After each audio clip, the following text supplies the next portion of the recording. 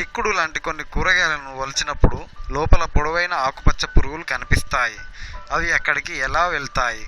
పురుగులు కనిపించిన కూరగాయల పైభాగాన్ని నిశితంగా పరిశీలిస్తే కనీసం ఆవగింజంత రంధ్రాలైనా కనిపిస్తాయి.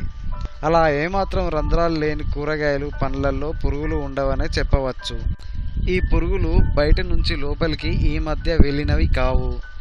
తల్లి పురుగు తన గుడ్లను ఆ కాయ మెత్తటి ప్రదేశాల్లో దాగుడు అంటే హిడెన్ ప్రాంతాల్లో పెడుతుంది. ఆ గుడ్లలోంచి వచ్చిన పిల్లడింబకం అంటే లార్వా మొదట్లో కొన్ని మిల్లీమీటర్ల పరిమాణంలోనే ఉంటుంది. అది తన వాడి పెదవులతో ఆ కాయకు రంధ్రం చేసి లోపలికి వెళ్ళి అక్కడ సుష్టుగా భోంచేస్తూ శరీరాన్ని పెంచుకుంటుంది.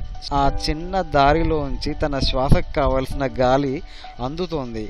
అక్కడే అది ప్యూపా దశ దాటుకొని కీటకంగా మారి బయటికి పోతుంది.